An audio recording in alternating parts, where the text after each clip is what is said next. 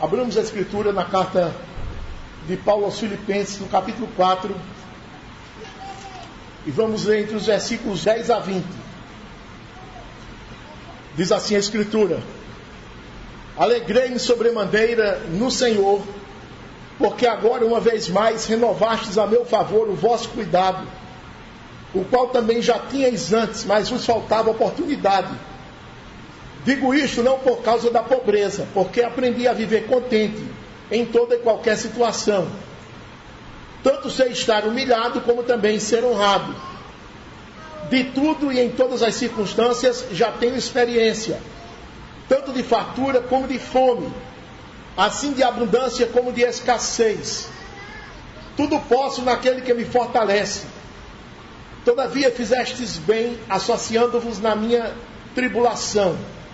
E sabeis também, ó Filipenses, que no início do Evangelho, quando parti da Macedônia, nenhuma igreja se associou comigo no tocante a dar e receber, senão unicamente vós outros. Porque até para Tessalônica mandastes não somente uma vez, mas duas, o bastante para as minhas necessidades. Não que eu procure o donativo, mas o que realmente me interessa é o fruto que aumente o vosso crédito. Recebi tudo e tenho abundância. Estou suprido, desde que Epafrodito me passou às mãos o que me veio de vossa parte como aroma suave, como sacrifício aceitável e aprazível a Deus. E o meu Deus, segundo a sua riqueza em glória, há de suprir em Cristo Jesus cada uma de vossas necessidades. Ora, a nosso Deus e Pai seja a glória pelos séculos dos séculos. Amém. A visão bíblica das missões é o título do sermão. A igreja do Senhor, ela é a detentora do Evangelho. O Evangelho está nas suas mãos. O Evangelho foi confiado às mãos da igreja, para que a igreja espalhasse o Evangelho e os pecadores, ouvindo a pregação, tivessem a oportunidade de serem salvos. Então, espalhar o Evangelho, irmãos, é tanto uma tarefa, uma missão de obediência a Cristo, que Ele nos mandou sair e pregar, como também é um altruísmo. Porque se nós temos o cristianismo, nós não somos egoístas. E como cristãos, nós temos no nosso coração o Evangelho. É a pérola que resolveu a nossa vida. É a pérola que resolve a vida de qualquer homem.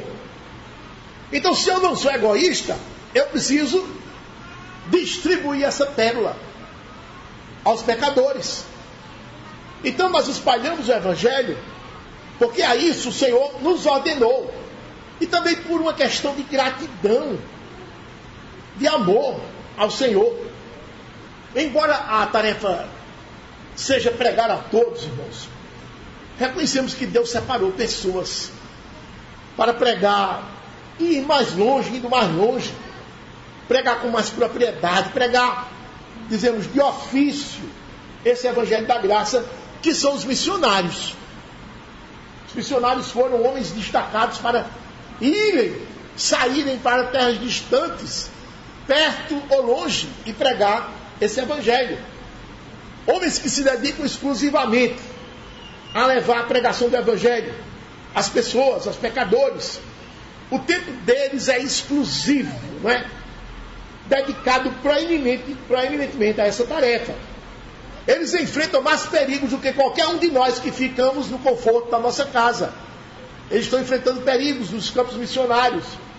Eles sofrem agruras tremendas, mais do que qualquer um de nós.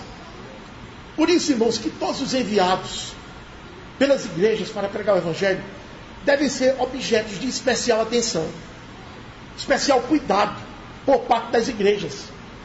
Então o texto nos ensina, nesta noite, duas preciosas lições de como deve ser a relação entre a visão missionária de uma igreja bíblica, uma igreja que está centrada na palavra de Deus, e também qual deve ser a visão do missionário, aquele homem que está lá, não é, sofrendo as agruras para espalhar a palavra de Deus.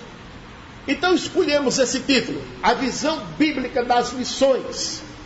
E nesta oportunidade eu trago duas lições. A primeira lição, a visão da igreja missionária.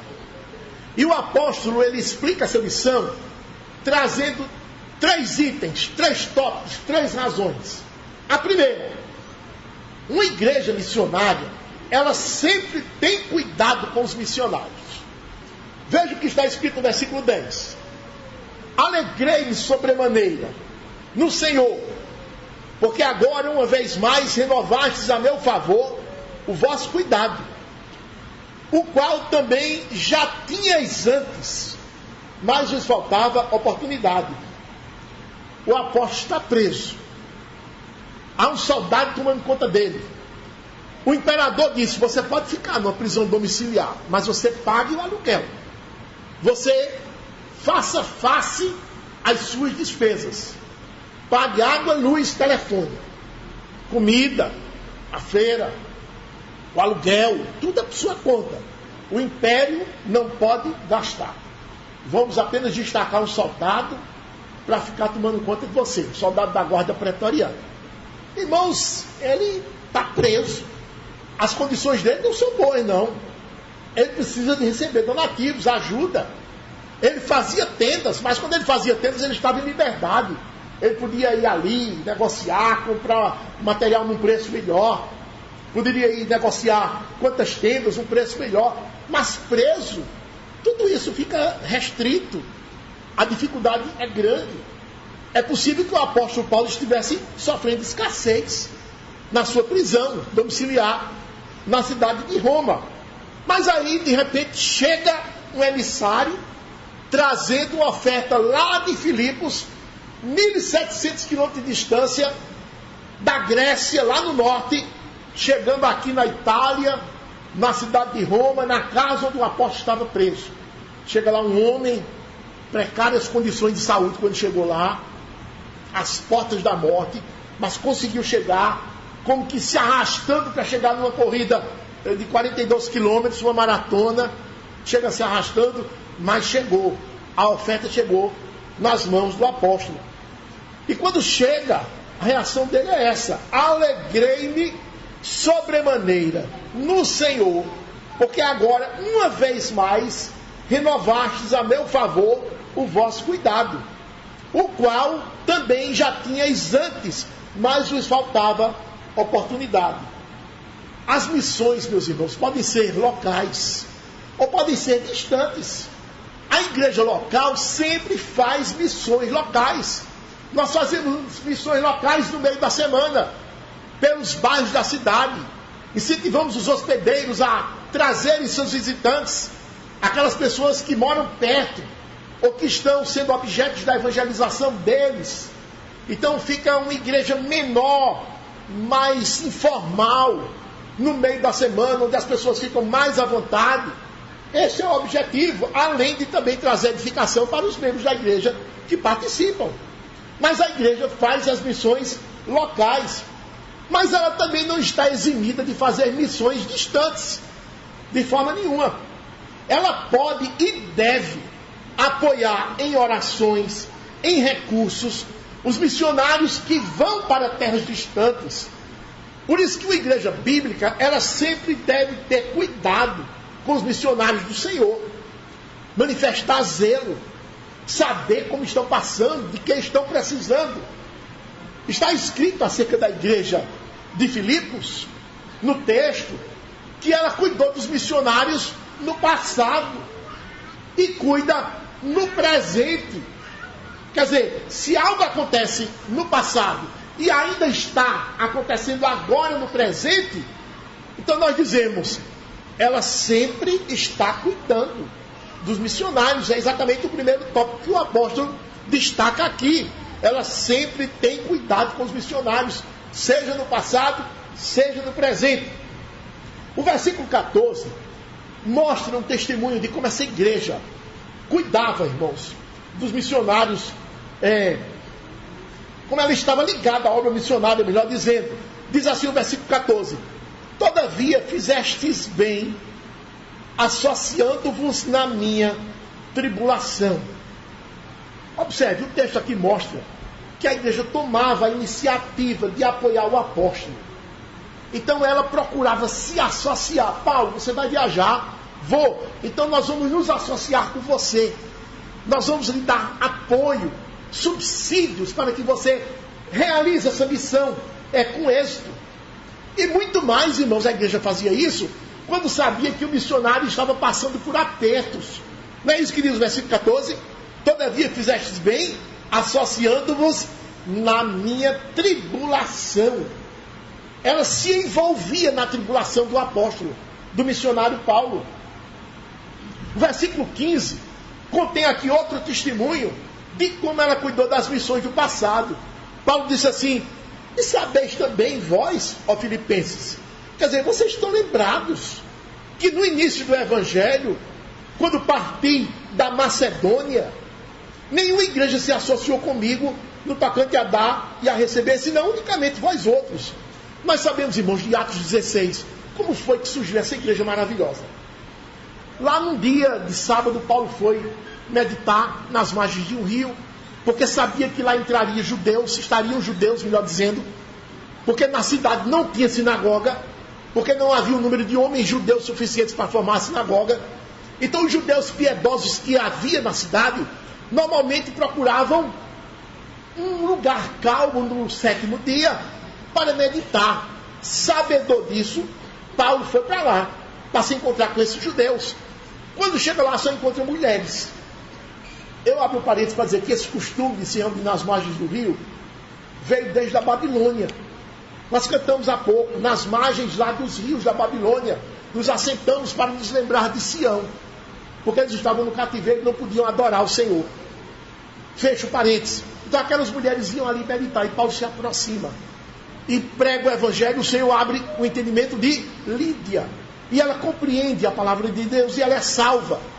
E ela imediatamente hospeda aquela equipe missionária na casa dela.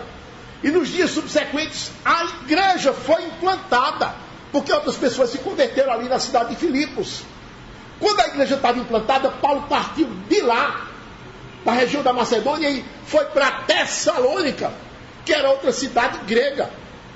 E quando ele saiu, aquela igreja, nenezinha, bebezinha, mal acabara de nascer, não sei nem se tinha aberto os olhos, disse assim: Paulo, nós vamos lhe ajudar financeiramente, nós vamos lhe dar recursos para que você faça essa viagem, e você tenha com que acudir à sua necessidade e a desses homens que estão com você na sua equipe missionária. É isso que está escrito aqui no versículo 15. Vamos ler de novo.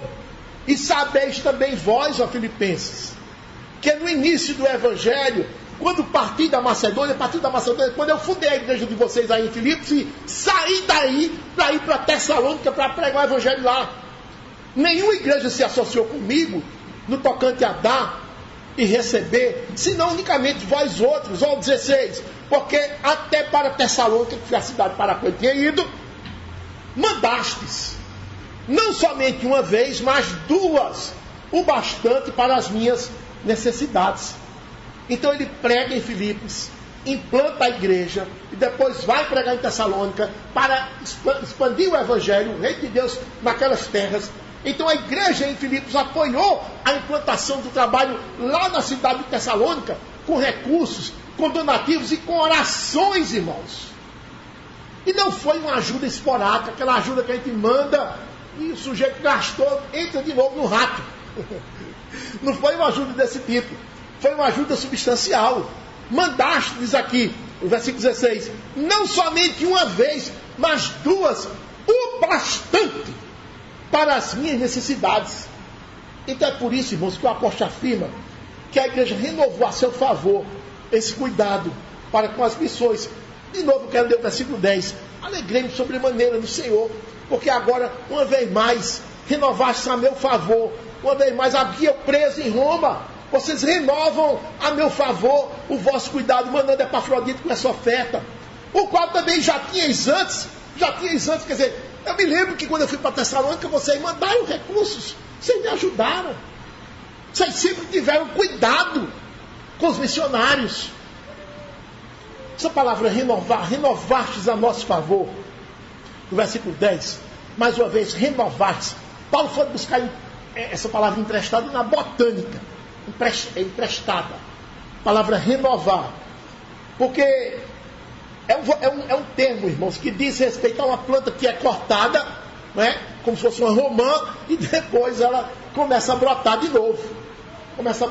Se você deixa lá a raiz, né, então começa a brotar. Eu abro um parênteses e digo que uma árvore, uma floresta pegou fogo, correram as aves, correram os animais, os pássaros, as cobras, todo mundo correu. Não ficou ninguém na floresta, só ficaram as árvores. E uma ave lá de longe grita: árvore, você não vai correr? A mata está pegando fogo. Eu disse: não, eu não vou correr. Primeiro porque eu não posso correr. Eu estou fixo aqui, então não posso correr. Mas deixa o fogo me queimar. Vai queimar, eu vou ser destruída. Mas depois eu nasço de novo. Porque não há fogo que consuma as minhas raízes. Elas vão permanecer embaixo da terra. Elas não vão ser consumidas pelo fogo. Elas vão brotar.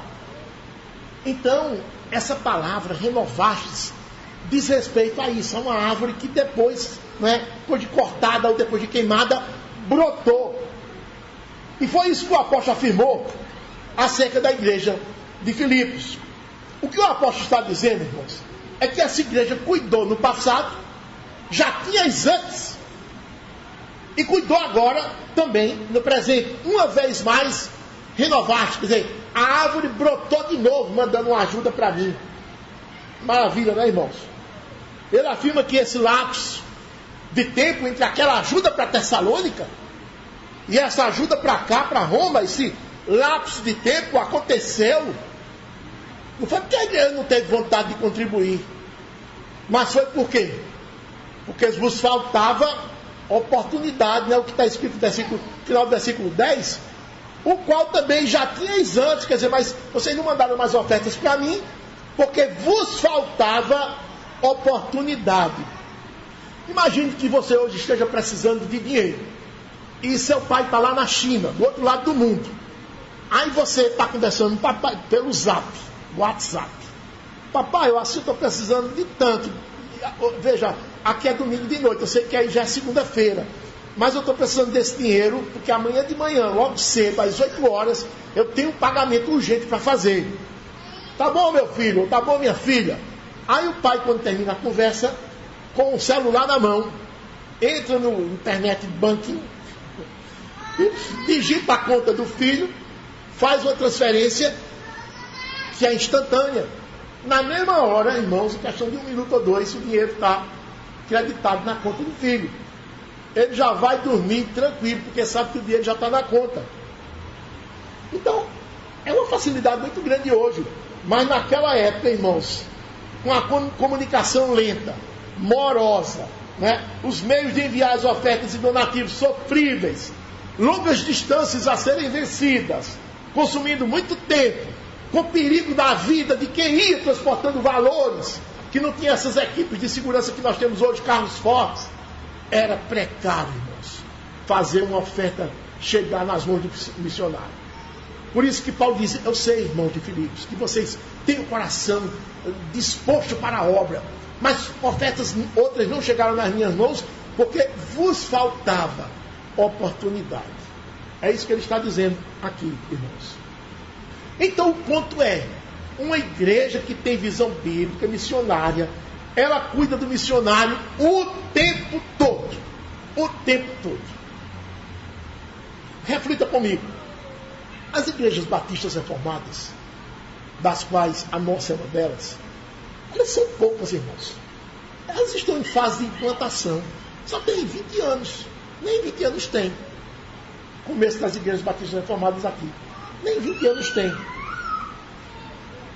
Veja, irmãos, o esforço que nós temos que fazer para expandir o reino de Deus. Norte, sul, leste, oeste. Pergunto, quais são os esforços em apoio que esta igreja tem feito para com missionários? Pergunto, quem são os missionários? Quem são os missionários? Qual o esforço que você tem feito em particular para ser um missionário? Melhor dizendo, bem humilde, você é um evangelista local, aqui, na cidade. Sem precisar ir para longe. Olha o esforço. E quando os missionários surgirem, quiserem ir para longe, vão encontrar lastro na nossa igreja, por exemplo, para irem? Depois responda para si. O segundo aspecto da visão de uma igreja missionária é que ela é sempre suprida por Deus. Isso está no versículo 19. Diz assim o versículo 19: E o meu Deus, segundo a sua riqueza em glória, há de suprir em Cristo Jesus cada uma de vossas necessidades. Essa igreja aqui, meus irmãos, contribuiu com o apóstolo Paulo, quando ele foi para Tessalônica, mandou essa oferta agora para Roma. Não sabemos quantas outras ela mandou para Paulo ou para outros missionários. Não sabemos, mas certamente mandou. Era uma igreja modesta. Os irmãos pensam que era uma igreja rica? Não era. Não era uma igreja rica. Era uma igreja modesta. Não tinha recursos sobrando, não, no orçamento. A igreja, no entanto, ofertava com generosidade, mesmo sendo modesta. Sabemos que tinha Lídia na igreja, que era uma mulher abastada, vendedora de púrpura. Mas uma pessoa só na igreja não faz da igreja uma igreja rica. Uma pessoa de posse na igreja não faz da igreja uma igreja rica, não. Nesse ponto, o apóstolo cita aqui a igreja de Filipos como sendo uma igreja que tinha necessidades. Observou? Mas não se preocupe não, que Deus vai suprir as necessidades de vocês. Não é isso que está dito no versículo 19, não? E o meu Deus, segundo a sua riqueza em glória, há de suprir em Cristo Jesus cada uma de vossas o quê? Necessidades. Uma igreja rica não tem necessidades. Uma igreja rica tem dinheiro para tudo. Até para comprar uma área, um acampamento, fazer um lazer com piscina, fazer retiro, acampamento, reunião de casais, reunião de jovens. Sobra dinheiro. Não tem necessidade de nada. A igreja de Filipos tinha necessidades. É isso que o apóstolo está dizendo aqui. Então, é a grandeza, irmãos, desse suprimento que ela faz, que vai receber da parte de Deus um retorno. Isso é maravilhoso, viu? O suprimento que Deus vai fazer para com a igreja, que tem visão missionária, que pratica o financiamento das missões, o suprimento que ela vai receber é proporcional à riqueza da glória de Deus. É isso que o apóstolo está dizendo. E o meu Deus, segundo a sua riqueza em glória, segundo a glória da sua riqueza, há de suprir em Cristo Jesus cada uma de vossas necessidades. Interessante, irmãos, que essa palavra suprir aqui, meu Deus, segundo a sua riqueza em glória, há de suprir, é a mesma palavra do versículo 18, ou a mesma raiz da palavra do versículo 18, abundância. Recebi tudo e tenho abundância. Quer dizer, eu tenho mais do que preciso, tenho abundância. Então Paulo está dizendo, irmãos, vocês contribuíram com as missões, pois Deus vai suprir vocês. Isto é, Deus vai fazer abundar recursos na igreja de vocês. Vai haver uma abundância de recursos, de bênçãos na igreja de vocês. Então, financiar missões é algo que agrada profundamente o coração de Deus. Mas pense como agrada. Por isso que cristão nenhum deve ficar receoso de contribuir para as missões. Não, vai faltar no meu orçamento, vai faltar pagar minhas contas. Vai não, meus irmãos, vai não. Olha, a promessa do Senhor é que Ele vai suprir não as vossas necessidades, prestou atenção, mas vai suprir cada uma das vossas necessidades. É assim, Deus vai suprir item a item. Ele não vai suprir as vossas necessidades, cada uma delas. Claro que cada uma delas dá o total, mas ele preferiu dizer assim, no detalhe, do que no atacado. Disse no varejo. Ele vai suprir cada uma das vossas necessidades. Esse medo de contribuir para a causa de Deus, de forma generosa, que muitos crentes têm, assim, medo que lhe falte. Não, eu tenho minhas despesas para cumprir, tenho minhas contas para pagar. Isso já foi dissipado, sabe, irmãos? Olha, desde a antiga aliança. E é um texto muito amado pelos crentes de todas as épocas, que sempre praticaram a generosidade. É Provérbios capítulo 3. E sempre vale a pena retornar a esse versículo, repercutir sobre ele. Provérbios capítulo 3, versículos 9 e 10. O Senhor disse assim: honra ao Senhor com os teus bens, honra ao Senhor com as primícias de toda a tua renda. Honre ao Senhor, vá por mim. O que é que vai acontecer? E se encherão fartamente os teus celeiros, e transbordarão de vinho os teus lagares. Deus garante que não vai faltar quando você é generoso para com a obra. Nem se preocupe, Ele vai fazer a provisão. A igreja não deve contribuir, irmãos, pensando no retorno que Deus promete dar. Esse não é o ponto. Ela deve contribuir por amor, por gratidão, deve contribuir por obediência. O retorno vem por causa da bondade de Deus, mas esse não é o ponto. A motivação deve ser a nossa gratidão, o nosso amor para com o Senhor. Essa é a verdadeira motivação. Então, nessa lição, Paulo disse: Deus vai suprir a igreja missionária. Ele sempre supre. A igreja que tem visão missionária sempre é suprida por Deus. E o terceiro aspecto dessa primeira lição, a visão da igreja missionária, é que ela glorifica a Cristo quando tem cuidado pelo missionário. Ela glorifica a Cristo. Veja o versículo 18. Recebi tudo, tenho abundância, estou suprido, desde que Epafrodito me passou as mãos, o que me veio de vossa parte. Agora escute o que ele vai dizer: como aroma suave, como sacrifício aceitável e aprazível a Deus. A igreja juntou a oferta para mandar. Por quem vamos mandar? Apresentou-se um diácono, Epafrodito. Eu levo a oferta.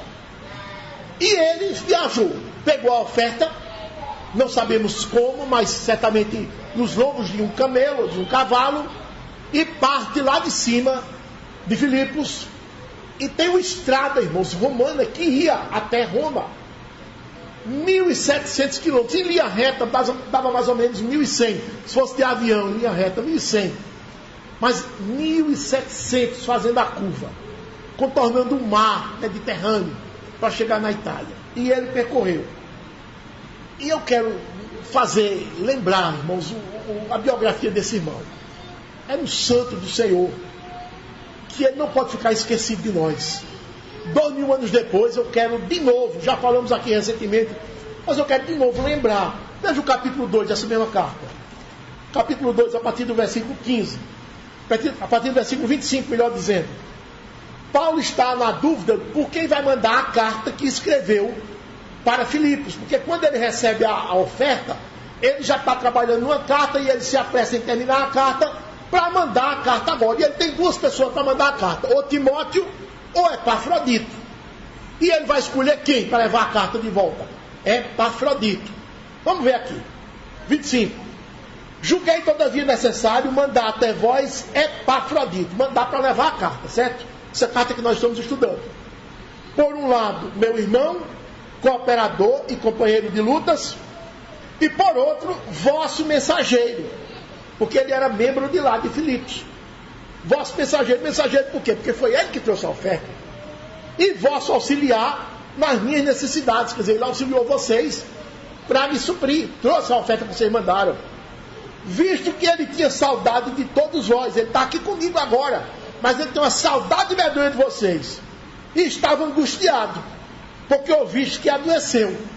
Quer dizer, o povo lá de cima, a notícia que o povo tem em Filipos e Epafrodito é que ele está doente.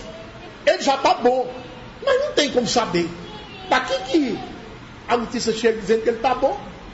Então ele está preocupado. Porque ouviu que a igreja tinha sabido que ele tinha adoecido.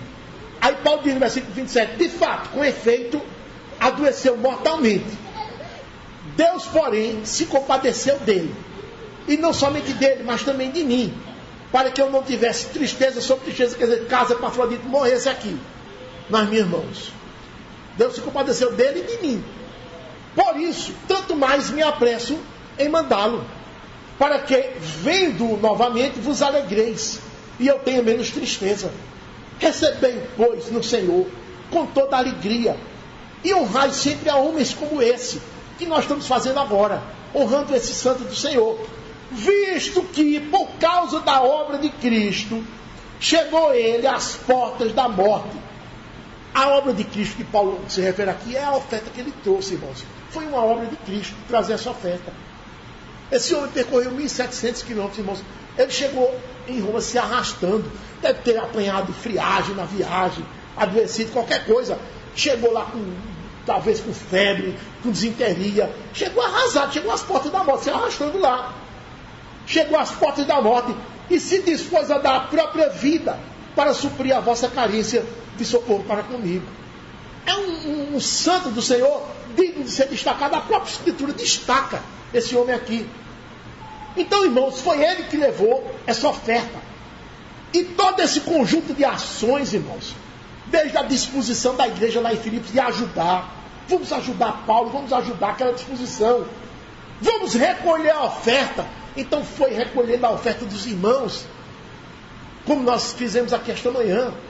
Recolheu a oferta dos irmãos. Depois enviar Epafrodito em condições precárias. E ele chega lá, depois de não sei quantos meses, a oferta está agora nas mãos de Paulo com segurança. Então tudo isso junto foi recebido por Deus como? Como foi recebido por Deus? O texto aqui diz, no capítulo 4, versículo 18, no final, como aroma suave, como sacrifício aceitável e aprazível a Deus. Sabe que expressão é essa? Lá no Antigo Testamento, quando o judeu ia para o santuário fazer o sacrifício, levava o cordeiro, colocava as mãos sobre a cabeça do cordeiro, inocente, transferia a sua culpa em tese para o cordeiro, e então o levita degolava o cordeiro e o queimava sobre o altar, e o judeu ali saía agora livre, porque enquanto aquele cordeiro estava queimando, subia uma fumaça, não é? E Deus aspirava aquela fumaça, porque estava vendo naquela fumaça o sacrifício do seu filho. Então ele perdoava aquele judeu que ia embora com a consciência tranquila, até nova oportunidade. Deus se agradava daquilo. Imagine o Cordeiro de Deus sendo sacrificado na cruz. Subiu, não é, ao céu o aroma daquele ato. E o Senhor aspirou aquele suave cheiro do sacrifício do seu próprio filho. E o Senhor se agradou e disse: esse sim, esse tem as obras perfeitas. Esse sim, esse vai vencer a morte. Esse sim, esse vai salvar aquele povo que eu determinei para a salvação. Deus se agradou.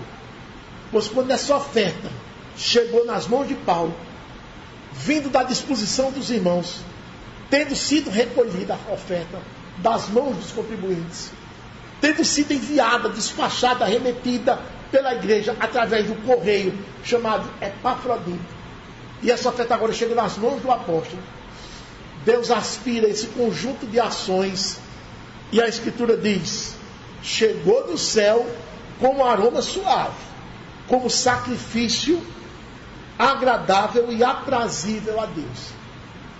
Foi como o cheiro que Deus sentiu quando seu filho foi sacrificado. Que coisa, irmãos, que coisa. Por aqui, irmãos, nós podemos enxergar como Deus é magnânimo. Acompanhe comigo. Todos os recursos que existem são de Deus, irmãos. Todos. Não tem um cisco que Deus não diga, não é meu. É meu. Tudo que está em nosso poder é do Senhor. Apenas estão nas nossas mãos como empréstimo, como talentos. Vou deixar na sua mão, mas volto, viu? Eu volto para então ajustar as contas. Tudo é dele. Quando nós entendemos isso, e entendemos que ele ordena que ofertemos daquilo que está em nosso poder para as missões, quando nós fazemos, quando entendemos isso, agindo com generosidade, com boa vontade, sem avareza, sem mesquinhez, e quando tudo isso que recolhemos chega nas mãos dos missionários, Deus recebe aquilo como oferta, como aroma, igual ao aroma que ele sentiu do sacrifício do seu filho. Dá para entender isso? Qual é a mente humana que pode entender uma coisa dessas? Por isso não nos resta nada senão a dizer como um apóstolo: ó profundidade da riqueza, tanto da sabedoria como do conhecimento de Deus. Quão insondáveis são os teus juízos, e quão inescrutáveis os teus caminhos. Quem conheceu a mente do Senhor? Porque dele, e por meio dele, e para ele, são todas as coisas. A ele, pois, a glória eternamente. Amém, disse o apóstolo. Então, quando a igreja procede assim, com esse modo bíblico de encarar as missões, Paulo disse: a glória não vai nada para a igreja, nem um tantinho assim vai para a igreja. A glória vai toda para Deus, porque é Ele que está dando essa visão à igreja. Por isso que ele disse no versículo 20: ora, a nosso Deus e Pai seja a glória pelos séculos dos séculos. Nada para a igreja, é do Senhor a glória. A igreja está cumprindo aquilo que o Senhor moveu a igreja a fazer. Você tem tido essa mesma visão de uma igreja bíblica quanto às missões, meu irmão? Nós temos missões locais, temos. E também temos missões interbairros ou intermunicipais. Urbanas, intermunicipais. Temos missões interestaduais. A missão intermunicipal, o pastor todo mês vai ao município de Recife visitar a congregação em Areias. Mas temos missões interestaduais. Temos uma missão em Belém, temos uma missão em Belo Horizonte. Não conheço. Tratamos com um deles presencialmente, com o pastor Ricardo, mas na maioria das vezes pela internet. O outro irmão de Belo Horizonte sequer conheço, pessoalmente. Sequer conheço. E eles estão lá se reunindo, estão crescendo. E semanalmente eu recebo relatórios, estão crescendo. Logo vai chegar o dia de oficiarmos a congregação. São missões. Nós precisamos de cuidado das ovelhas que o Senhor tem deparado para nós. O Senhor colocou essas ovelhas nas nossas mãos e disse-nos: cuidem. Não é só do pastor não, essa responsabilidade. É da igreja toda. Pergunto: como é que você tem apoiado essa obra missionária? Como é que você tem apoiado? Com preocupações? Com orações? Com ofertas? A visão da igreja missionária é essa. Essa foi a primeira lição. Mas tem uma segunda lição: a visão bíblica das missões. Em segundo lugar, a visão do missionário. Nós vamos sair agora da igreja, vamos lá para o campo para enxergar ou para ver como é que Deus ensinou ao missionário na relação dele com a igreja para encarar as missões. Primeira coisa que o missionário deve ter, primeira visão: ele deve jubilar pelo cuidado da igreja com as missões. Versículo 10: alegrei-me sobremaneira no Senhor, porque agora, uma vez mais, renovastes a meu favor o vosso cuidado, o qual também já tinhais antes, mas vos faltava oportunidade. Essa expressão aqui, alegrei-me sobremaneira, é uma alegria indizível, uma alegria exagerada, excessiva, esfuziante. Ele se alegrou assim a ponto de dar pulos, como alguém que tirou a grande sorte. Nasceu meu filho, ele dá pulos, não é? Uma alegria incomum. Então, por que essa alegria? Porque ele enxergou que a igreja está apoiando missões. Mas essa alegria, irmãos, não é assim aquela alegria que muitos pensam que ele teve, uma alegria com a igreja ou pela igreja. A gente precisa entender o que é que ele está dizendo. A minha alegria está no Senhor. Observe. Alegrei-me sobremaneira no Senhor. Porque o Senhor moveu a igreja. É isso que ele está querendo dizer. Ele sabe, irmãos, que quem move o coração é o Senhor. Agora, será que toda a igreja é movida pelo Senhor? Não é, irmãos, não é. Não é. E sabe por que não é? Porque se uma igreja não vive centrada na palavra, ela não é movida pelo Senhor. Uma igreja, para ser movida pelo Senhor, ela tem que ter intimidade com o Senhor. Diz aqui o Salmo 25, 14 assim: a intimidade do Senhor é para os que o temem, aos quais ele dará a conhecer a sua aliança. Nós conhecemos, irmãos, o capítulo 8 de 2 Samuel, o capítulo da expansão do reino. Nós conhecemos os capítulos de Atos, das viagens missionárias do apóstolo Paulo, a primeira para a Ásia Menor, a segunda para a Europa, a terceira de novo para a Ásia, para a Europa, expandindo o reino, a igreja em todas as direções. Por que esse homem está fazendo isso, irmãos? Esse homem tem um espírito de gratidão. Meu Senhor me salvou, me tirou das trevas. Eu vou, ele me mandou ir, eu vou. Não quero nem saber se minha vida está em risco nas viagens, nas montanhas, entre salteadores, não quero nem saber. Eu vou. Então ele tem um coração movido pelo Senhor. Por quê? Por causa da palavra de Deus. Agora, quando você estuda a palavra de Deus, você vê como Davi expandiu o reino de Israel. Você vê como os apóstolos e uma miríade de pregadores anônimos que a Bíblia não diz quem foram, quem são, para onde foram. Mas diz apenas que, como vimos em Colossenses 2, que todo o império, as pessoas debaixo da terra têm ouvido a pregação. Quando você lê isso, o seu coração se inflama. Por que esses homens fizeram isso? Então, eu também vou fazer. Você fica incentivado, encorajado a fazer. A intimidade do Senhor é para os que o temem, o qual ele lhes dará a conhecer a sua aliança. Se você não enxerga essas coisas na Escritura, você vive sem ardor missionário. Cada um por si, Deus por todos. É assim que você vai dizer. Cada um por si, Deus por todos. Mas quando você vê na Escritura o esforço missionário, tanto no Antigo como no Novo Testamento, como esses homens se esforçaram para expandir as fronteiras, você fica encorajado. Vendo na Escritura, você vê intimidade com o Senhor. Quem lê a Escritura está em intimidade com o Senhor. Então também se torna assim.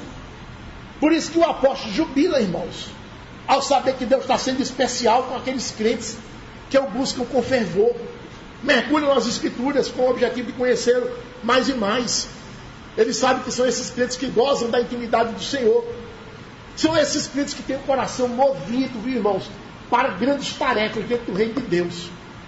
Enquanto outros crentes estão pecando, preocupados com o pecado, pecado disso, pecado daquilo, outros estão imbuídos, irmão, de grandes tarefas a favor do reino de Deus, em pregar a palavra. E Deus se alegra com isso, e o apóstolo muito mais. Eu me alegrei sobremaneira, porque Deus moveu vocês. É isso que ele está dizendo. No versículo 17 de Filipenses 4, diz assim: não que eu procure o donativo, mas o que realmente me interessa é o fruto que aumente o vosso crédito.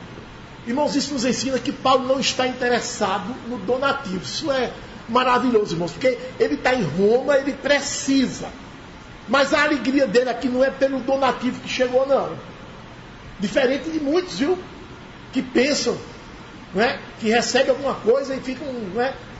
A alegria de Paulo aqui, irmãos, o interesse dele é porque os irmãos estão ganhando crédito diante de Deus. Isto é, estejam obedecendo ao Senhor naquilo que Ele ordenou que se fizesse, que é sustentar as missões. E esse crédito referido aqui diante de Deus por parte da igreja é entendido como o retorno que Deus dá em infinitas bênçãos espirituais às igrejas que têm visão missionária. É claro, irmãos, que Deus também devolve em bênçãos materiais, não resta dúvida. Como já vimos, Ele supre cada uma das necessidades dos doadores. Agora, irmãos, as bênçãos espirituais são infinitamente mais valiosas do que as bênçãos materiais. Não dá para comparar.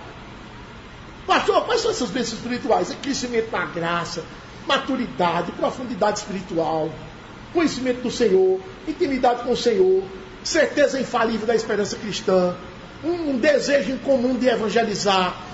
O evangelizar efetivamente são bênçãos espirituais que o crente ganha. É por esses motivos que o apóstolo se alegra sobremaneira. Ele sabe que se os crentes não forem avarentos, não estarão sendo idólatras. E por isso aumentarão o seu crédito diante do Senhor. Não é isso que está escrito aqui?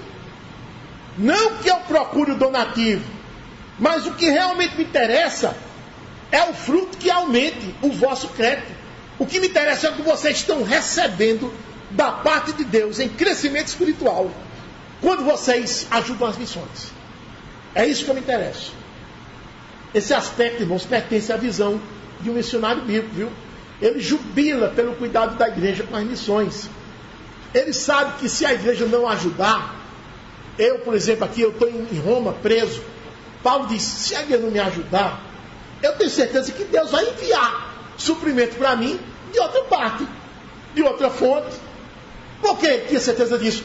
Ele disse, Elias, lá no Antigo Testamento, quando fugia de Jezabel, por causa da palavra, estava no deserto, não tinha o que comer.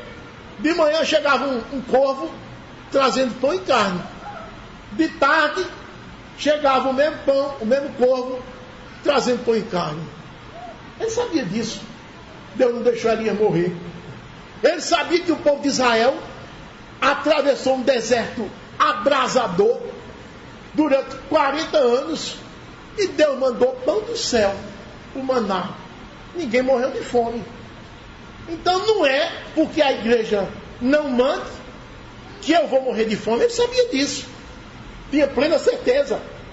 Deus é capaz de me sustentar com pão e água, caso a igreja falhe. Por isso que a alegria dele não é por causa do donativo, não. A alegria dele é porque ele tinha certeza que a igreja fazendo isso é porque a igreja estava sendo movida por Deus, e quando a igreja mandava a oferta, a igreja ganhava crédito diante de Deus. Por isso o interesse do apóstolo. Pergunto a você, quando você der uma oferta, você se lembra que não está fazendo nenhum favor a Deus? Nenhum. Mas está apenas obedecendo o que Ele ordenou. Você se lembra de quando você está dando uma oferta, você está manifestando gratidão ao Senhor? E digo mais, uma gratidão nem perto da devida, da cabível. Na verdade, uma gratidãozinha. É assim, irmãos, nossas ofertas. Por mais que demos, elas nunca vão atingir o nível que deveriam ser. Nunca vão. Por mais que nós demos. Se nós dermos 100%, mesmo assim, nem perto fica do tamanho da gratidão devida pelo que o Senhor fez conosco, por nós. Você se lembra disso? E aquele que recebe a oferta deve se alegrar, não pela oferta em si, mas porque o povo está obedecendo a Deus, e isso vai lhe trazer bênçãos, vai trazer bênçãos para esse povo que está ofertando. Então a alegria do ofertado, no caso Paulo, não é pela oferta, mas por causa da bênção que os doadores estão recebendo da parte de Deus, irmãos. Só o primeiro aspecto. O segundo aspecto da visão do missionário, ele se contenta com a ajuda ou sem ajuda. Irmãos, versículo 11. Digo isto que ele disse é essa alegria sobremaneira que ele sentiu. Digo isto não por causa da pobreza, porque aprendi a viver contente em toda e qualquer situação. Essa é a prova maior de que o missionário que tem visão bíblica das missões não se alegra simplesmente por causa da oferta recebida, mas pela obediência da igreja em ofertar para as missões. Por isso que essa alegria esfuziante do apóstolo Paulo, no versículo 10, alegria de sobremaneira, não é porque está na pobreza, na necessidade, no rato, no campo missionário. Isso para ele não é problema. E ele afirma aqui no versículo 10 que aprendeu a viver contente nas situações polarizadas. Sabe o que é a situação polarizada? Fulano está gozando de plena saúde. No outro mês, fulano está com a saúde arrasada. A empresa de fulano está lá em cima. No outro mês, a empresa de fulano está lá embaixo. Situação polarizada. Ele diz aqui no versículo 10, versículo 12, melhor dizendo: tanto sei estar humilhado, como também ser honrado. De tudo e em todas as circunstâncias já tenho experiência, tanto de fartura como de fome, assim de abundância como de escassez.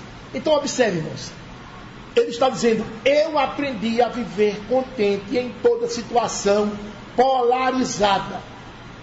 E ele relaciona somente aqui essas três.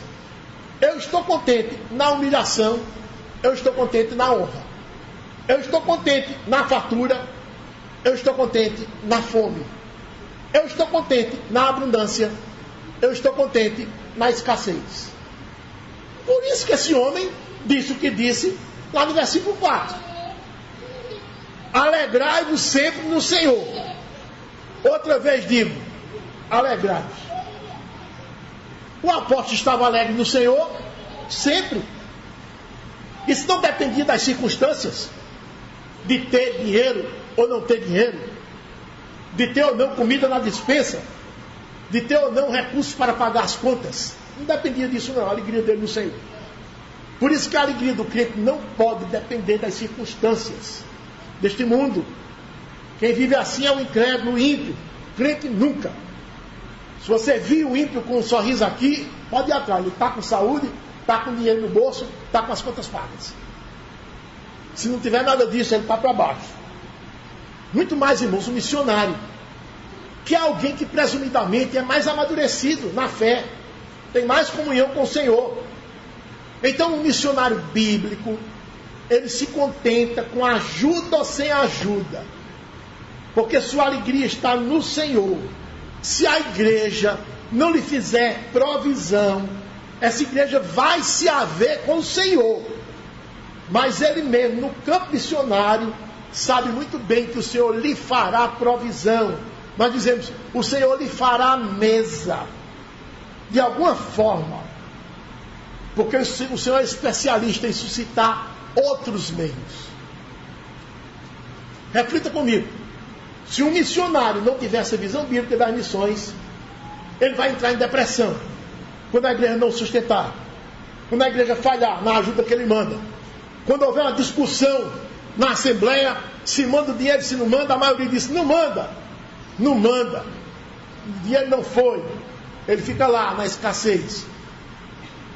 Se ele não tiver essa visão, ele vai ficar com raiva da igreja, vai ficar magoado com os irmãos. Aí o que é que acontece? Compromete lá o evangelismo dele, compromete as missões dele, fracassa a obra missionária. Então Deus montou a estrutura considerando a igreja e o missionário. Agora, se a igreja falhar, o missionário deve confiar que Deus o susterá. Deus o susterá. Isso foi o segundo aspecto. E o terceiro, da visão do missionário: ele está plenamente satisfeito no Senhor. E ele diz isso no versículo 13, aquele famoso versículo que nós vemos no para-brisa dos carros: tudo posso naquele que me fortalece. E as pessoas dizem: eu tenho promessa de Deus. Daqui a pouco estão com um carrinho pela rua, aí botam, não é a faixa: tudo posso naquele que me fortalece. Filipenses 4,13.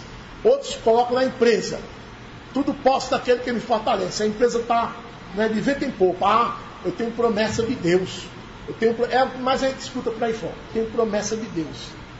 Só, irmãos, que aqui o apóstolo está citando mais uma prova de que a sua visão missionária é bíblica. Ao dizer palavras que estão neste versículo, que ele tudo pode no Senhor que o fortalece. Todo cristão, em razão da sua união com Cristo, mediante o Santo Espírito, recebe esse maravilhoso poder para suportar adversidades. Porque o versículo se refere a adversidades e não a uma vida de abundância. Você suporta viver no deserto por causa do Senhor. Tudo posso naquele que me fortalece. O apóstolo acabou de falar da polarização, do versículo 12. Tanto você está humilhado, como também ser honrado. Tanto de fartura como de fome. Abundância, escassez. Então é óbvio que o versículo 13 se refere às adversidades do versículo 12. Fome, escassez e desonra.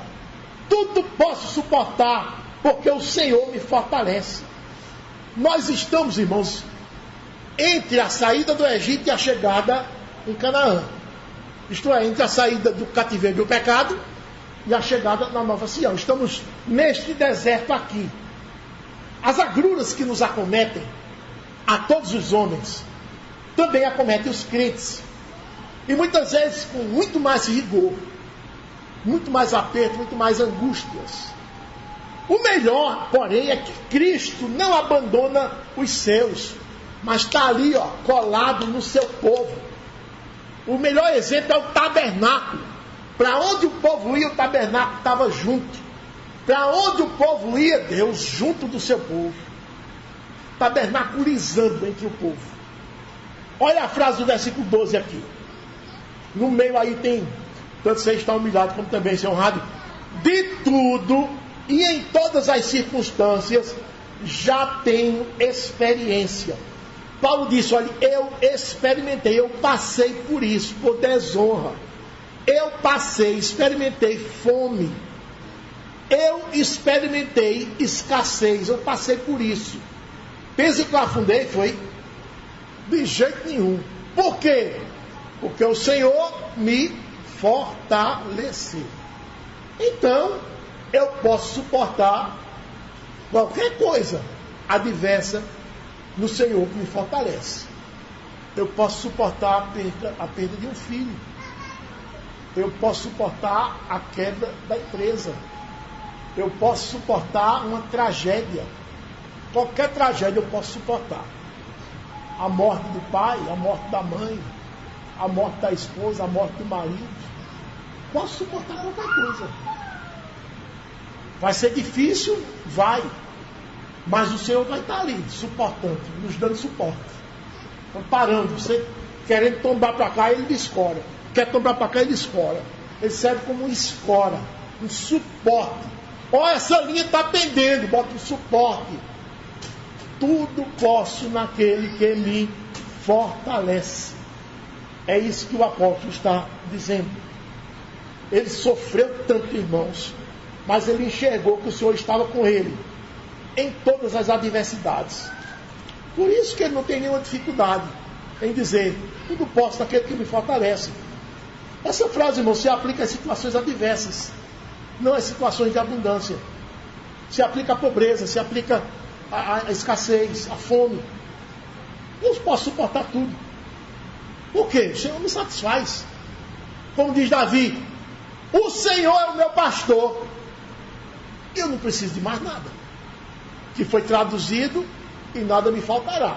Mas o sentido é esse. O Senhor é o meu pastor. Não preciso de mais nada. Cristo satisfaz plenamente o crente. De modo que tudo quanto lhe advém, de bom é lucro. De ruim, não me causa prejuízo. Também no campo missionário. Se o missionário sofrer necessidades, estas não lhe abaterão o vigor, o ânimo, as forças. Nem ele vai ficar com raiva da igreja. Porque Cristo Jesus lhe satisfaz plenamente. Concluímos dizendo o seguinte: a igreja bíblica deve ter prazer em espalhar o Evangelho. E para isso deve orar pelas almas perdidas, deve orar pelos missionários e deve financiar as missões. E deve fazer tudo isso com prazer, com generosidade, por amor a Cristo, por amor aos perdidos, por gratidão a Cristo, porque o Senhor me enviou o Evangelho que resolveu minha vida. A igreja, para ter essa visão bíblica, não precisa ser rica, pode ser igreja pobre, basta ser bíblica, obediente. Ela é capaz de ajudar acima das suas posses. De tal forma que ficou com necessidades aqui dentro, porque mandou para fora. Ficou com necessidades. Aí Deus dá um grito do céu: olha, se preocupe não, eu vou suprir cada uma das vossas necessidades. Vou suprir. Ele dá aquele grito lá do céu.